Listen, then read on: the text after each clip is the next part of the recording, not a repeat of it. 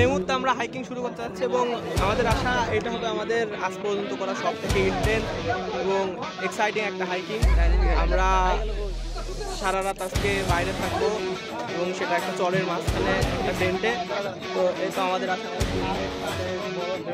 পানি হাতে চলে আসছে আমাদের প্রথম চিরকুট এবং এখানে একটা সুন্দর করে তারা ছোট্ট একটা কবিতা দিছে। তো সেইটা অনুযায়ী আমাদের যে অবস্টাকল স্টেশন আছে সেইটা আর কি পার হতে বলতেছে। তো আমাদের আরেক মেট ও আজকে তাঁবুতে থাকবে। তো মূলত 6 জন যেতে হয় আর 2 জনকে তাঁবু বাসায় থাকতে হয় তাঁবু নিরাপত্তা সার্বিক নিরাপত্তার জন্য। এক দ্বীপে আপনাদেরকে স্বাগতম, যেখানে নেটওয়ার্ক নাই, নো কারেন্ট, কোনো কিছু নাই, সাবধানে থাকবে। নেটওয়ার্ক নাই, এই রাউটারটা নিলাম না কেন, গার্লফ্রেন্ড থেকে দূরে থাকবে। এখন মূলত আমাদের হাইকিংয়ের মেন অংশ শুরু হচ্ছে আস্তে আস্তে। এখন আমরা এটা পার হব, তারপরে এদিক দিয়ে চর পার করে আমরা নদীতে যাব। বাঁশ নিয়ে আসলে এই দড়ি আর বাঁশ দিয়ে বানানো ব্রিজটা পার হওয়া আসলে খুবই কঠিন। দেখা যাক। যাই হোক, এখন আমরা পার হচ্ছি আর আমার হাতে আছে পতাকা। অবশেষে পার হলাম, অন্যান্য দল পার হচ্ছে। আমরা এখন চরের ভেতর দিয়ে এগিয়ে যাব। এখান থেকে মূলত আমাদের হাইকিংয়ের মেন যাত্রা শুরু।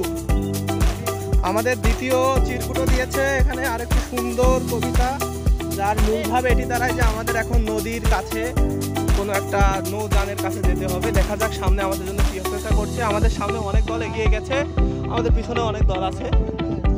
এখন আমরা এগিয়ে যাচ্ছি নদীর দিকে। কি বিশাল একটা চর, কল্পনার অতীত। আসলে কখনো চরে না আসলে বোঝা যাবে না চরগুলা আসলে কত বড় হয়। এবং বাংলাদেশের যে নদী, এই যমুনা নদী, এই যমুনা বেসিন যে কত বড়, যমুনা বেসিন যে এত বড় আসলে পদ্মার পরে হয়তো মানে এর প্রভাব। চারিদিকে যেদিকে তাকানো যায় পুরোটাই চর। কোথাও একটা পশু পাখির দেখা নেই, শুধু আকাশে উঠতে দেখা যাচ্ছে মাঝে মাঝে অনেক চিলকে। বিকালের পরন্ত সূর্যের ছায়ায় আমরা ধীরে ধীরে এগিয়ে চলছি মেন নদীর দিকে। আমার মনে হয় অলরেডি 500 মিটার থেকে 1 কিলোমিটার হেঁটে ফেলেছি, তবুও আমরা এখন মেন নদীর যে প্রণালী সেটা দেখা পাইনি। আমাদের সাথে আছে আমাদের RSL স্যার হিসাবে নিরঞ্জন দাদা।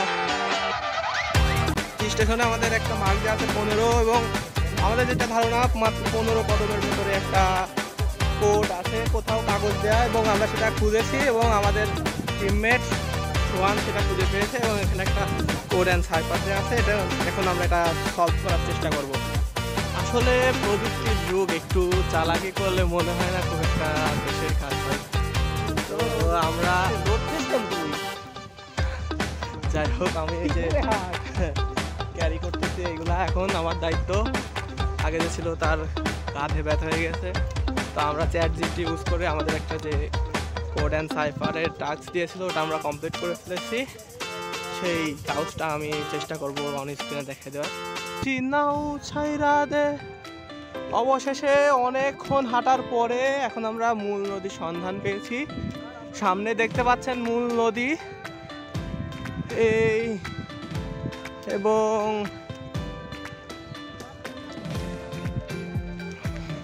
শুধু দেখুন একবার কি বিশাল একটা চর, যত দেখা যায় শুধু চর। এবং ওইদিকে দেখুন হচ্ছে দুঃখিত, ওইদিকে দেখুন হচ্ছে বায়ু প্রবাহ থেকে যে আমাদের টারবাইনের মাধ্যমে বিদ্যুৎ উৎপাদন করা হয় সেগুলো খুব ছোট ছোট দেখা যাচ্ছে। আপনি যদি একটু হাত দিয়ে দেখাতে চাই, এই যে এইদিকে। এখন আমরা নদীর খুব কাছাকাছি চলে এসেছি। এই যে আমাদের রাত্রে থাকার খাবার দাবার সব কিছু নদীতে। এখন আমাদের জন্য একটা দেখতে পাচ্ছি নৌকা অপেক্ষা বর্তমান অবস্থায় আছে। এটা হচ্ছে যমুনা নদীর মূল প্রবাহ এবং এই মূল প্রবাহ ধরে যতটুক আগের টিমদেরকে কাছ থেকে জানতে পেরেছি আমাদের একটা দীর্ঘ সময়ের নৌযাত্রা হতে চলেছে এবং তারপরে আমরা আবার পরবর্তী ধাপে যাব।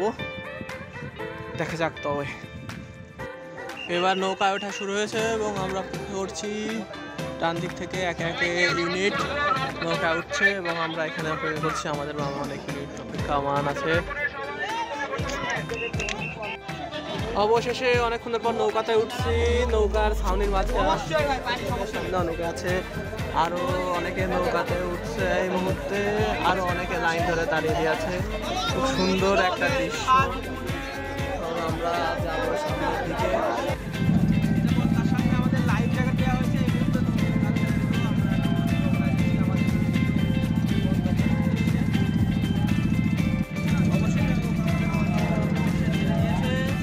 সবাই গান গাচ্ছে, উদযাপন করছে মুহূর্তটা।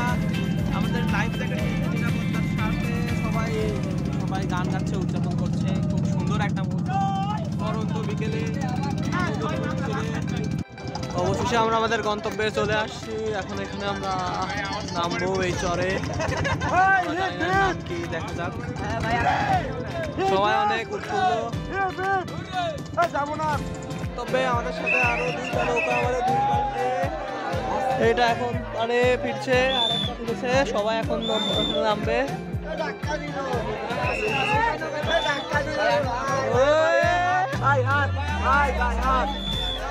এই তো খাইলো বাড়ি।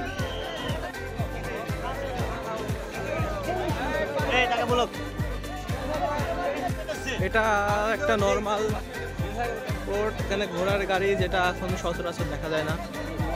তো আমরা এগিয়ে চলেছি। ওই পাশে আর একটা লাইন। আজকের হাইকিংটা অনেক আকর্ষণীয় হতে চলেছে যা মনে হচ্ছে। ধন্যবাদ কম টেকা যারা আয়োজন করেছেন তাদের, এত সুন্দর একটা আয়োজনের জন্য। মাঠের মাঝে চিকন রাস্তা দিয়ে আমরা এখন হেঁটে চলেছি আমাদের দল নিয়ে। সামনের দলটা কিছুটা এগিয়ে গেছে। গ্রামের ভিতরে সুন্দর একটা রাস্তা, খুবই মনোরম একটা দৃশ্য। তবে হাইকিংটা যেভাবে রকম ভেবেছিলাম এটা একটু তার থেকে আলাদা রকমই হচ্ছে বলা চলে, নর্মাল হাইকিং থেকে। ওয়াও, ও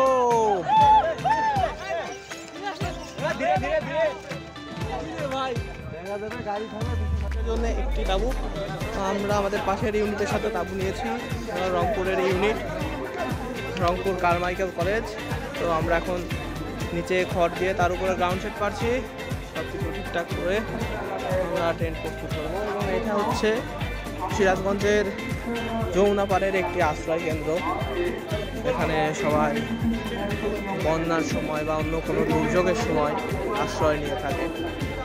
বলে রাখা ভালো যে এখানে কোনো বিদ্যুৎ সংযোগ নেই। আজকের অনুষ্ঠানের জন্য বিদ্যুৎ সংযোগ দেওয়া হয়েছে, আসলে এখানে কোনো বিদ্যুৎ সংযোগ নেই। এই নিচু জায়গা বা কোনো প্রকার ফসলি জমিতে প্রবেশ করব না। আমাদের আজকে এই হাইকিংয়ের এই পর্যায়ে আমাদের পুরো ভিলেজ হাইকিং এসেছে এবং এখন শুরু হচ্ছে।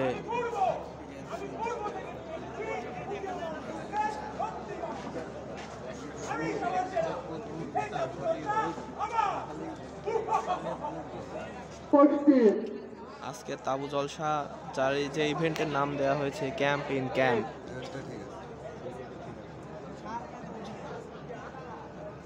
আমি পশ্চিম থেকে নিয়ে এসেছি পবিত্র দরবারে। এই তাবু জলসা আমার, আমি সবার সেরা। উত্তর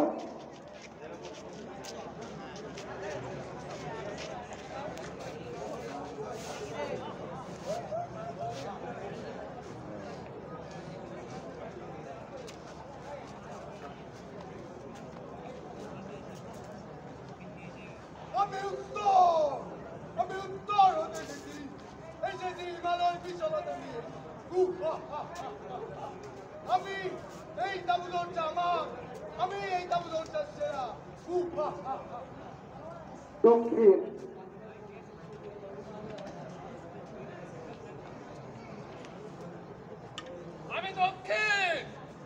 আমি দক্ষিণ থেকে এসেছি সাগরের উদারতার তার স্নিগ্ধ বাতাস নিয়ে। আমাদের মাঝে ছড়িয়ে যাক সাগরের মতো উদারতা। এ মহা তাবু জলসা আমার, আমি সকলের সেরা। প্রধান অতিথি কর্তৃক অগ্নি প্রজ্বলন ও ক্যাম্প ফায়ার সঙ্গীত। এই সেগমেন্টটা আমার ব্যক্তিগতভাবে সব থেকে পছন্দের। এখন এই 4 দিক নির্দেশকারী 4 জন ব্যক্তি সহ 4 জন স্কাউট সহ প্রধান অতিথিরা আজকের ক্যাম্প ফায়ার উদ্বোধন করবেন অগ্নি প্রজ্বলন করে।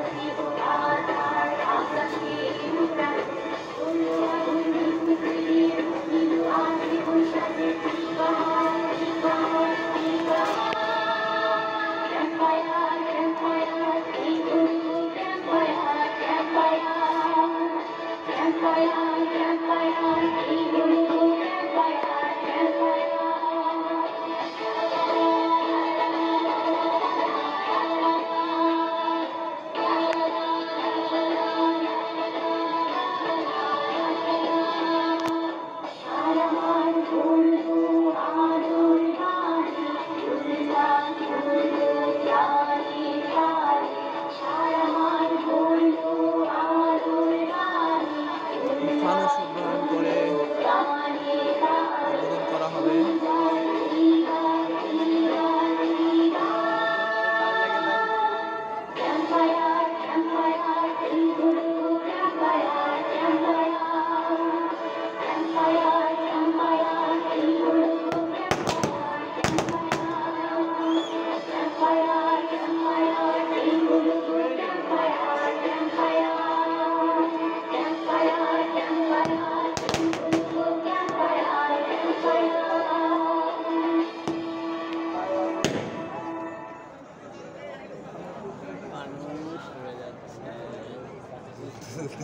ধন্যবাদ। আমি সকল অতিথিকে আমাদের তাবু জলসা সাংস্কৃতিক সন্ধ্যা আয়োজন চলছে। বিভিন্ন দেশের বিভিন্ন জায়গা থেকে আসা ইউনিটগুলো তাদের পরিবেশন করছে।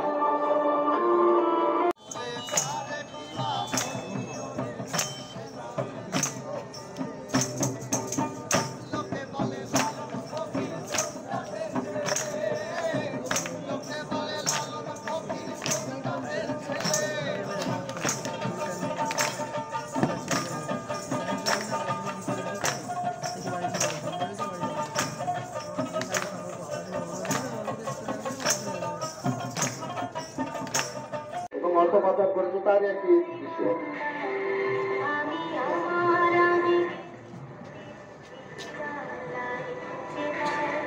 বাক স্বাধীনতা হলো এদেশের মানুষ।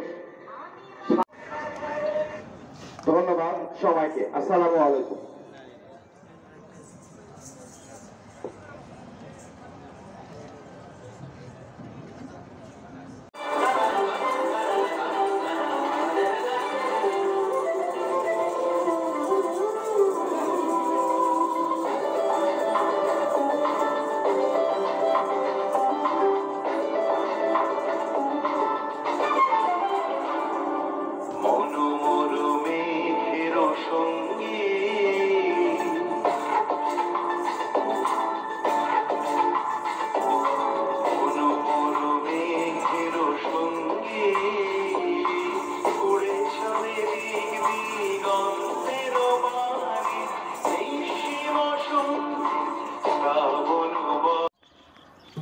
যমুনার চরে আজকে খুব সুন্দর একটা সকাল। চারিদিকে কুয়াশার চাদরের মতো বিছিয়ে আছে কুয়াশা। এইমাত্র আমরা অ্যারোবিক্স আর বিপিপিটি শেষ করে আসলাম। খুব সুন্দর একটা দৃশ্য, সাধারণত গ্রামে না গেলে এটা দেখা যায় না। সাথে আছে যতদূর চোখ যায় ভুট্টার ক্ষেত, সব মিলে খুব অসাধারণ এক সূর্যোদয়। গত রাতে এত পরিমাণ শীত পড়ছে কি বলবো, বলার মতো না। তো এখন আমরা 7:30 বাজে আমাদের সকালের কার্যক্রম শেষ করে হালকা একটু নাস্তা করছি আর তাবু এলাকা ত্যাগ করছি। তাবু এলাকা থেকে দলগুলো ইতিমধ্যে যাওয়া শুরু করেছে। অনেক দল এর মধ্যে নৌকায় যেখান থেকে ওঠা লাগবে সেই উদ্দেশ্যে রওনা হয়েছে। আমরাও হালকা একটু নাস্তা করে এখনই রওনা হব। এই মুহূর্তে আমরা ক্যাম্প এরিয়া ত্যাগ করে সামনে এগিয়ে চলেছি। আমাদের সাথে আরো দল রয়েছে, আমাদের পেছনেও আরো দল আছে। অনেকে নদীর পাড় পর্যন্ত পৌঁছানোর জন্য বেছে নিয়েছে ঘোড়ার গাড়ি। কয়েকটা ঘোড়ার গাড়ি ছিল, সেগুলোতে চড়ে তারা নদীর ধার পর্যন্ত যাবে। আমরা হেঁটেই যাওয়ার সিদ্ধান্ত নিয়েছি। এই গ্রামের প্রকৃতি, এই যে জ্বর শেষবারের মতো অনুভব করার জন্য। এখানকার মানুষের ঘোড়ায় একমাত্র ভরসা। ঘোড়ার গাড়িতেই তারা সচরাচর যাতায়াত করে। মাত্র 2টি মোটর সাইকেল দেখেছি গতকাল, তাছাড়া আর অন্য কোনো যানবাহন নাই। চারিদিকে সাময়িকভাবে বছরে পানিতে ডুবে থাকে, আর যেটুকু সময় থাকে সেখানে তারা চাষাবাদ করে। এই যে তারা ঘোড়ার গাড়িতে করে নদীর পাড়ে চলে এসেছে প্রায়। অসাধারণ একটা মুহূর্ত। যমুনা নদীর এই ঘাট এটা, এবং এই চরের নাম চর বয়রা। এখানে মানুষ আসলে এতটা ভালো হবে